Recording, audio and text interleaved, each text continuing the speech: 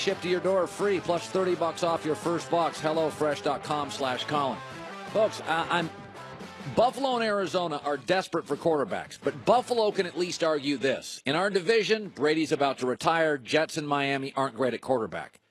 Arizona's desperate at quarterback, doesn't have a lot of picks. Next year's a bad quarterback draft in the NFL. And Russell Wilson, Goff, and Garoppolo for a decade with three really good coaches, McVay, Shanahan, and Pete Carroll. I'm telling you, go look at the teams. They need a quarterback, and we know at least three teams ahead of them right now, at least three and maybe five are taking a quarterback.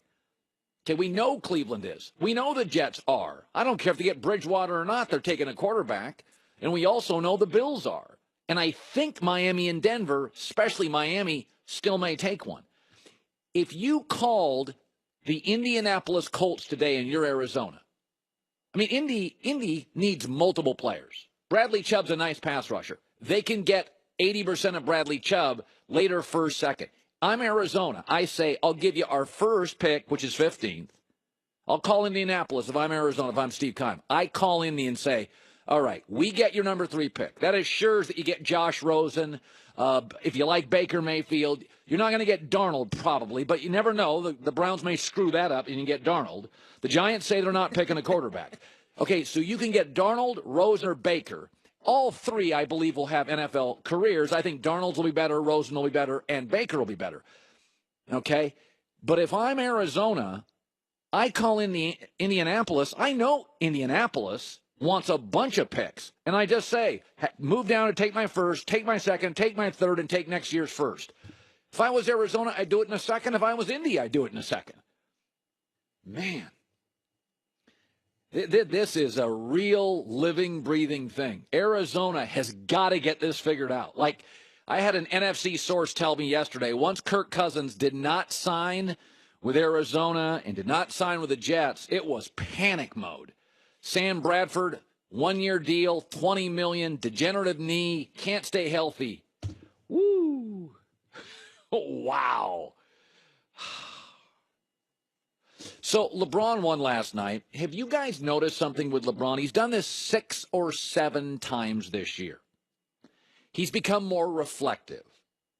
LeBron James has become more self-complimentary. LeBron's always been about hanging with his guys, sharing the basketball. The greatest stat with LeBron is not an NBA stat. It's that he averaged 28 as a junior in high school and only 29 as a senior. He could have easily averaged 50. But LeBron's never been about points and stats. Now think about that. He averaged 28 as a junior in high school and essentially the same as a senior. You don't think he got better? Huh. Okay, LeBron decided it's not about points. It never has been. It's about elevating my community, my school, my team, and others. That's why he's got the same 4 guys in his circle. But this year is the personal milestone season. Here's LeBron last night, people talking about another triple-double, and LeBron liked himself, some LeBron, and here's the tape.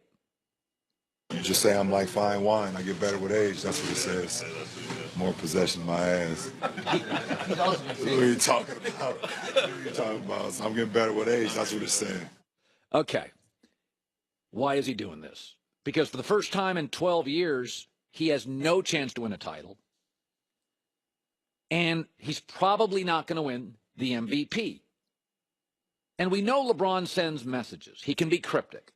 A lot of people have a problem with it. I don't. I think if Michael would have had Twitter and Michael would have had Instagram and Dr. J would have had Instagram, They would have done it? They would have done it too. Trump's not the last president who's going to say polarizing things on social media. The previous presidents mostly didn't have it, except Obama a little bit in the second term. It grew. So my point being, this is atypical for LeBron. This is against type. What is it telling you? Well, we know that Cleveland, for the next 2 years, cannot reshape this roster. No cap space, not a lot of people out there going to Cleveland. LeBron is sending you a message. I've got no shot at a title. I have very little shot at the MVP. Do you really think LeBron is going to limp to the finish line in his last 2 great peak years, the next 2 years? You think he's just going to hang out in Cleveland? Even LeBron's beard to me is a message. I see you, Harden. I see you. LeBron is a message sender. LeBron, for the first time in his career, he's never cared about stats. LeBron is now self-congratulatory, very reflective. What it's telling you is LeBron wants to be relevant. He's not going to limp to the finish line. And either the Sixers, Houston, or the Lakers would make him the talk of the league once again. From the beard to his quotes after the game, to his Instagram this year, strive for greatness, LeBron's telling you, I'm not limping. I'm going to take over this league again next year. I may have no shot at a title or MVP now. Don't count me out. Holly with the news. No. Turn on the news. This is the Herdline News. Okay, Colin, I know you aren't the biggest Russell Westbrook fan, but last night he became the fourth player in NBA history to notch 100 career triple-doubles, so he joins the very exclusive club with Oscar Robertson, Magic Johnson, Jason Kidd, to name a few. Pretty good company. All right, the Thunder won. They defeated the Hawks 119-107, and after the game, OKC head coach Billy Donovan had this to say about Westbrook. Check it out. I mean, it's incredible, and I've always said this, like, he's one of the rare guys in this league. Like, certain guys in the league have to do something to impact the game.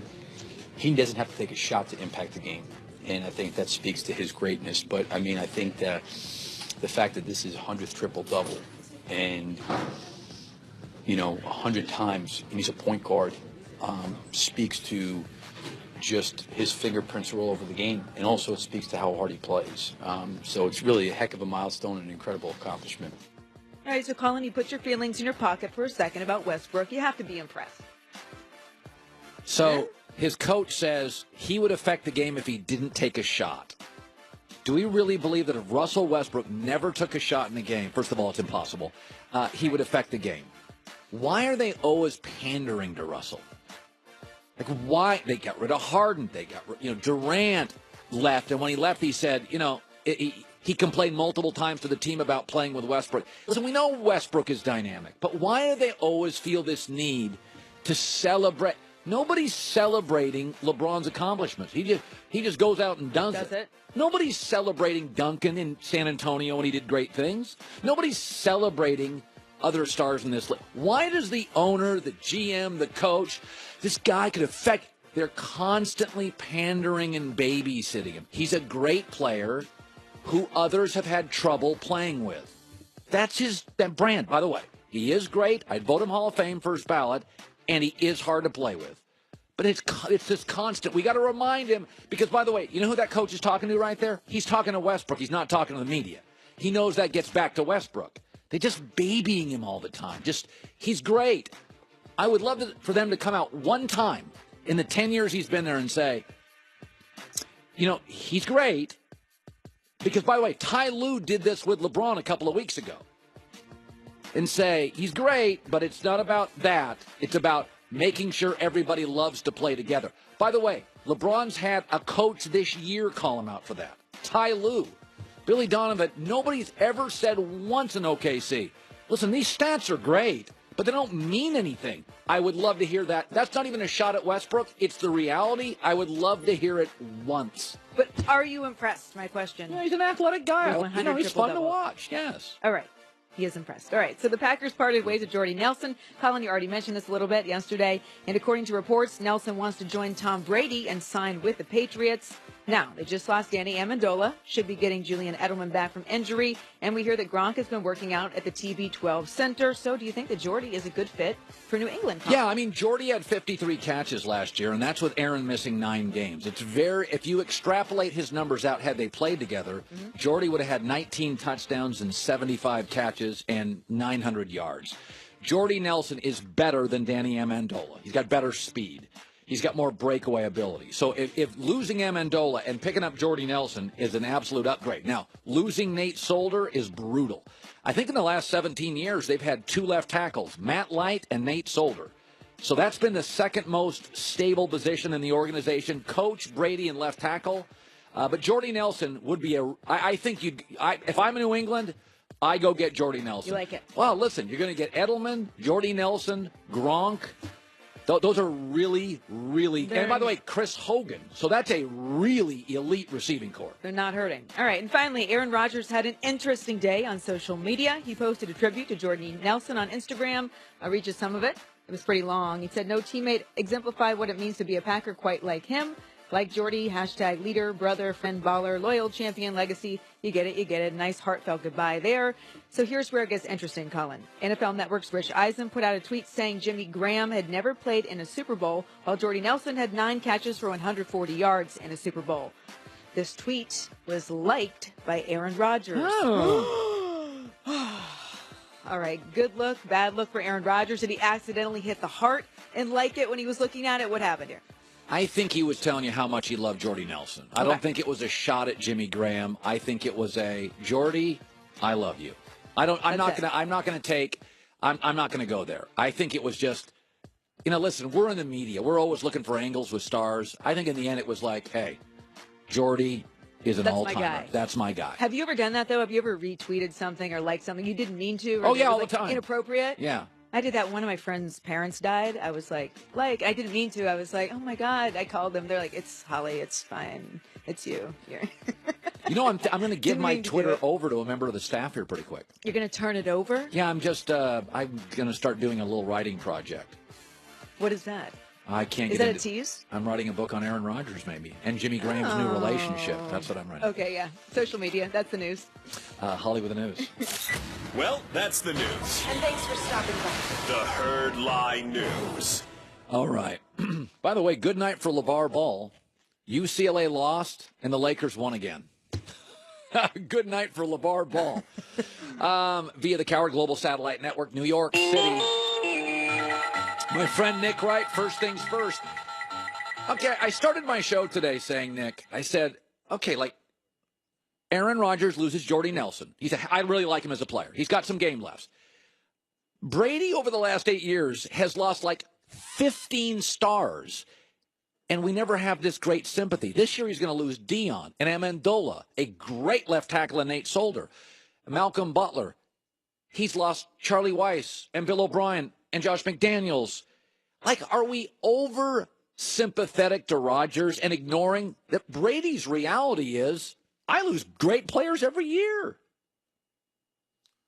Well, I just think they're very different situations because Brady's lost so many different players. I've never been divorced, but I would imagine someone that's been divorced 6 times, the 6th is easier than the first. And so the Packers, think about who the Packers are, Colin. They don't typically participate in free agency. They keep their own guys. They were, a few years ago, 48 of their 53 guys on their roster were guys they had drafted or guys that had only played for the Packers. The Patriots are very different. So I can't think of a teammate Brady has had similar to Jordy Nelson, where for essentially the entirety of each of their careers, they were together. The closest I could come to is if they cut Rob Gronkowski, and I think we would be sympathetic for Brady there. Brady has had no choice but to constantly get used to the constant turnover and upheaval of the roster.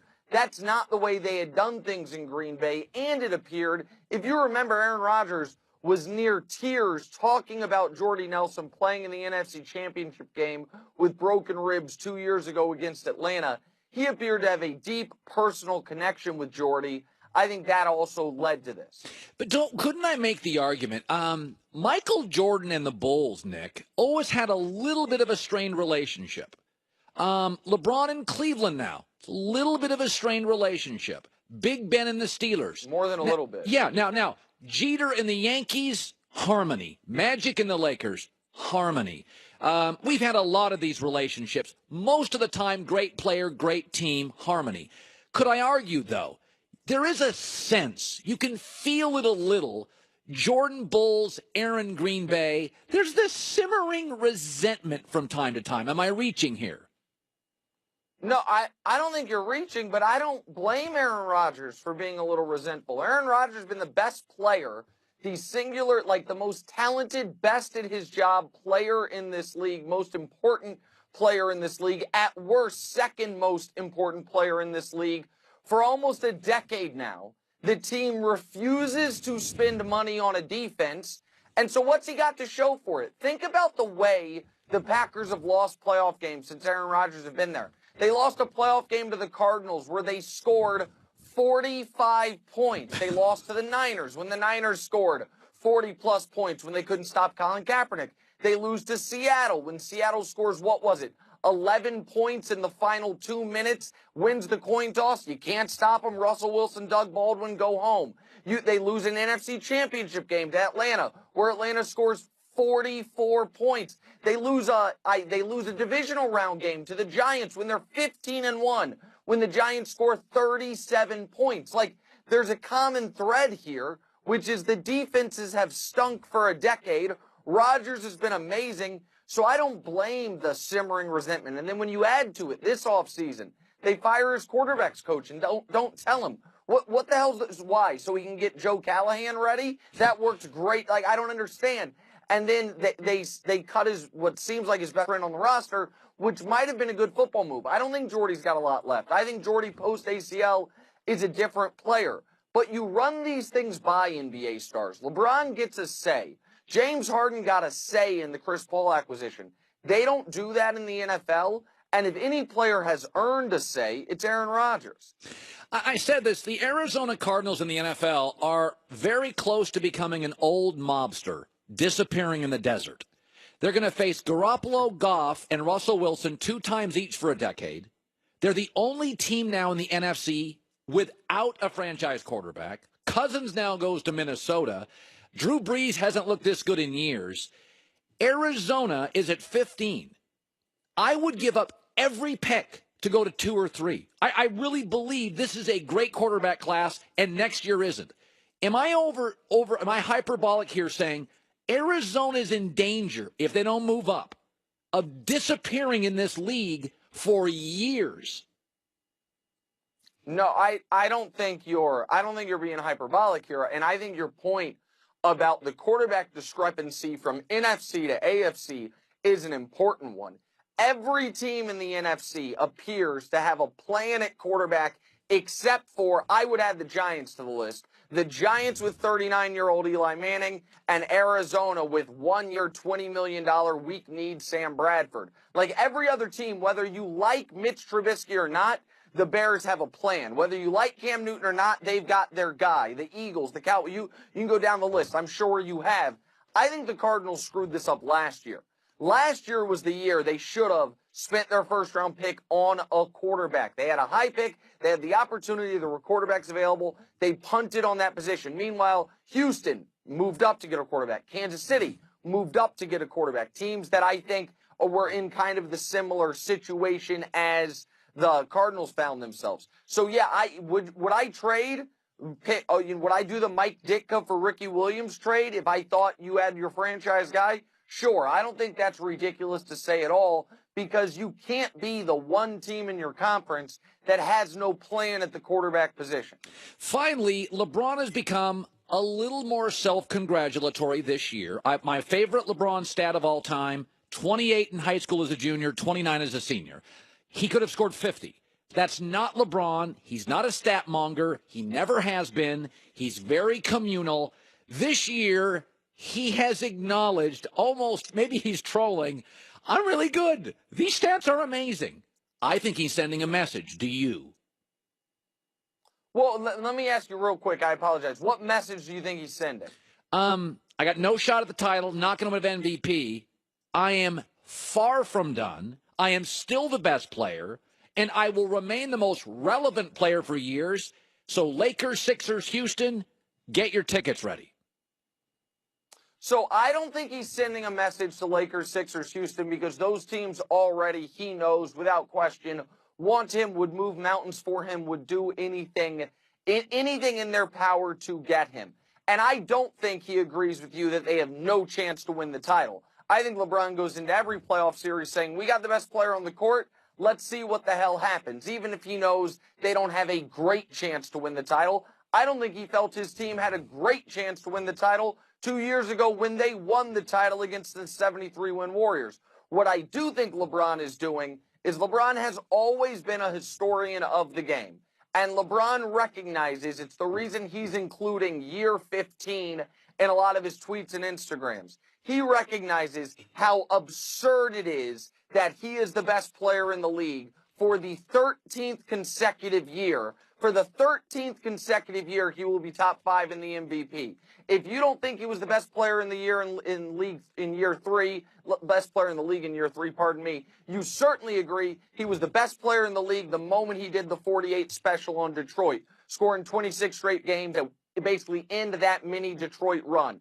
That was 11 years ago. He's reminding people right now, keep in mind, up until 2 seasons ago, LeBron in his first 13 years had 42 career triple-doubles. So he gave you about 3 triple-doubles a year. I know you don't love the triple-double stat, but the players do. LeBron last year had 13. This year has 14. Last month was the first month he ever averaged a triple-double. This month likely will become the second month he ever averaged a triple-double. He's reminding everyone, because he is chasing Jordan's ghost, and it's going to be hard to get to the 6 rings. He is reminding everyone, guys, when it's all said and done, it's going to be laughable that this was even a debate. He's going to lap the field in numbers. He's already lapping the field in the eye test from an all-around basketball perspective. And every once in a while, he wants to sit back and say, yeah, guys, guess what? I'm still way better than everyone. Nick Wright, that was terrific. Get ready for the thank you, Colin. March. By the way, you Oh, sorry, I interrupted. No, go ahead. Go ahead, please go ahead. What do you have? No, I was just excited. I heard at the tail end there you alluded to you writing something, so I assumed I felt there was a nice little juxtaposition. You talking about LeBron maybe in his later years being self-congratulatory. I assume you're writing a memoir in your later years. Memoirs, Nick. I was just about to say that. Self-congratulatory. No. That's where I figured you were going with it. I'm excited to get an advance copy. I'm never writing a memoir. That is one of my. Yeah. Maybe I'll write LeBron's. I'll never write my own. I can assure you. Sign your copy. Nick, good talking to you, bud. See you, bro. Thanks. All right. In Los Angeles, back in a second, the Herd.